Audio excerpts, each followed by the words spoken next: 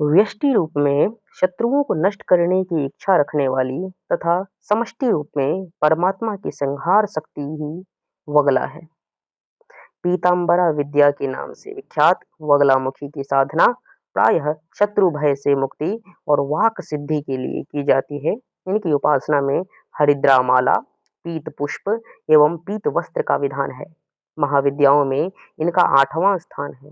इनके ध्यान में बताया गया है कि ये सुधा समुद्र के मध्य में स्थित मणिमय मंडप में रत्नमय सिंहासन पर विराजमान रहती हैं। ये पीत वर्ण की वस्त्र, पीत आभूषण तथा पीले पुष्पों की ही माला धारण करती हैं। इनके एक हाथ में शत्रु की जिह्वा और दूसरे हाथ में मुदगर है। स्वतंत्र तंत्र के अनुसार भगवती बगलामुखी के प्रादुर्भाव की कथा इस प्रकार है। सतयुग में संपूर्ण जगत को नष्ट करने वाला भयंकर तूफान आया। प्राणियों के जीवन पर आए संकट को देखकर भगवान महाविष्णु चिंतित हो गए। वे सौराष्ट्र देश में हरिद्रा सरोवर के समीप जाकर भगवती को प्रसन्न करने के लिए तप करने लगे। श्री विद्या ने उस सरोवर से बगलामुखी रूप में प्रकट होकर उन्हें दर्शन दिया तथा विध्वंसकारी तूफान का तुरंत स्तंभन कर दिया। बगलामुखी महाविद्या भगवान विष्णु के तेज से युक्त होने के कारण वैष्णवी है। मंगलवार युक्त चतुर्दशी की अर्धरात्रि में इनका प्रादुर्भाव हुआ था। इस विद्या का उपयोग देवी प्रकोप की शांति, धन धान्य के लिए, पौष्टिक कर्म एवं आभिचारिक कर्म के लिए भी होता है। यह भेद केवल प्रधानता के अभिप्राय से है, अन्यथा इनकी उपासना भोग और मोक्ष दोनों की सिद्धि के लिए की जाती है। यजुर्वेद की काठक संहिता के अनुसार 10 दिशाओं को प्रकाशित करने वाली सुंदर स्वरूप धारिणी विष्णु पत्नी त्रिलोक जगत की ईश्वरी मनोता कही जाती है। स्तंभन कारिणी शक्ति व्यक्त और अव्यक्त सभी पदार्थों की स्थिति का आधार पृथ्वी रूपा शक्ति है। बगला उसी स्तंभन शक्ति की अधिष्ठात्री देवी है। शक्ति रूपा बगला की स्तंभन शक्ति से देवलोक वृष्टि प्रदान करता है।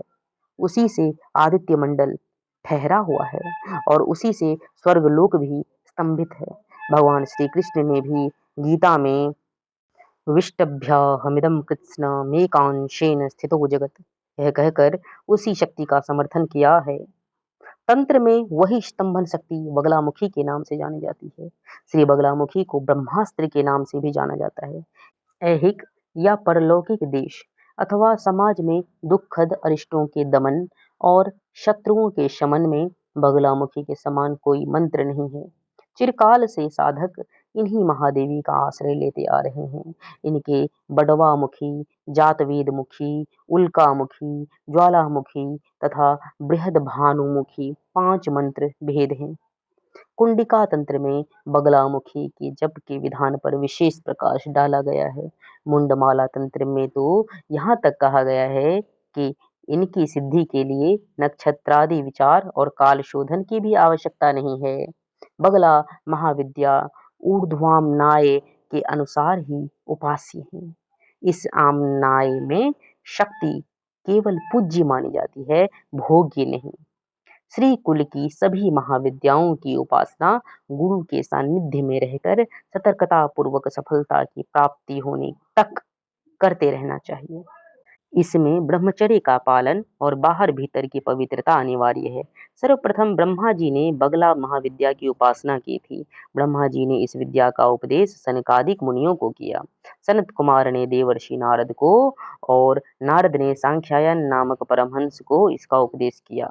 सांख्यायन ने 36 पटलों में उपनिबद्ध बगला तंत्र की रचना की। बगलामुखी की दूसरी उपासक भगवान विष्णु और तीसरे उपासक परशुराम हुए तथा परशुराम ने यह विद्या आचार्य द्रोण को बताई।